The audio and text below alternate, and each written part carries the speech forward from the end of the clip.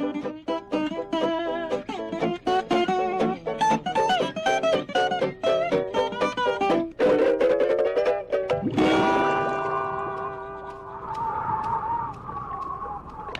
nakita ka na ba, Patrick? Parating ang kartero!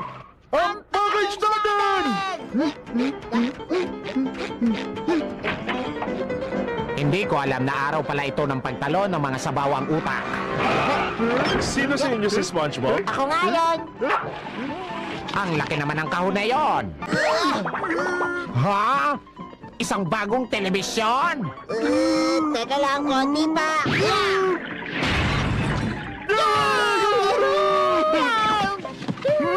At akala ko wala na silang maiisip na mas walang kwenta pa.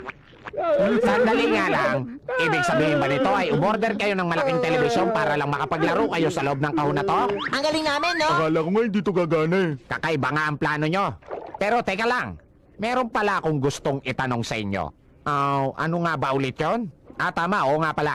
Wala ba kayong utak na dalawa? Squidward, hindi namin kailangan ng telebisyon.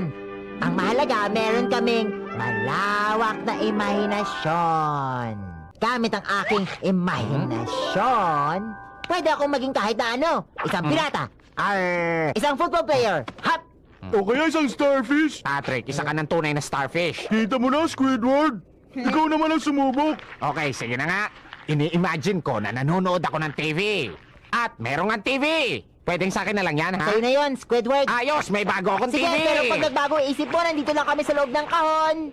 Laruin natin yung mountain climbing adventure! Magandang ideya yan! Hey, Quentin! Asa na ba yung remote? Ako ang hari ng dinosaurs! Woo! Patrick! Patrick! Patrick! Hindi natin dapat lakasan ang mga boses natin! Baka bigla magkaroon ng avalanche! Ano? Ang sabi ko, hinaan natin ang boses natin at baka magkaroon ng avalanche! Anong hihinaan natin? Mga loko-loko. Ang mga boses natin! Pwede bang manahimik kayong dalawa?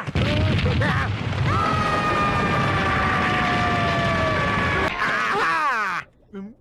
Paano nyo ba ginagawa ang mga yon? Dapat meron muna kaming base camp sa 15,000 feet. Yung mga ingay! Paano nyo ginagawa yung mga ingay? Madali lang, kailangan mo lang ng kahon. At ng imahinasyon. Kailangan mo na lang ngayon ng kahon. Makikita nila.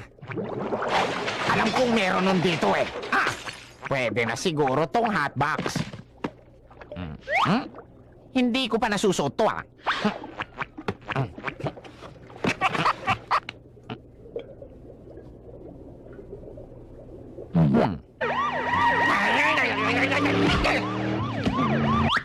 Yay! May isa pang kahon!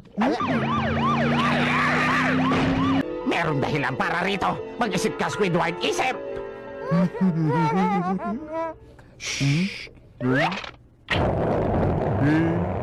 Nakuhain natin si Squidward. O sige, ilabas nyo na! Nandito ako. Ilabas ang alin, Squidward. Ilabas ang alin, Squidward? Asan na yung tape recorder? Wala kaming tape recorder, Squidward. Anong wala kaming tape recorder, Squidward ka dyan? Pero wala nga kasi. Meron kaming kahon ng tape recorder. O sige, tumabi kayo dyan. Papasok ako. Saan mo unang gustong pumunta? Hindi. Huwag nyo akong pansinin. Nandito lang ako para manood. Beep, beep, beep. Arr!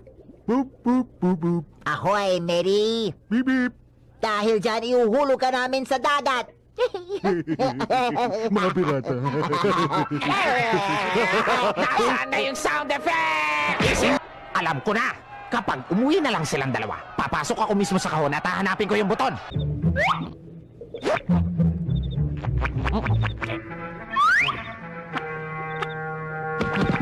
Nandito lang yun dapat sa loob. Wala akong makita. Walang laman yung kahon.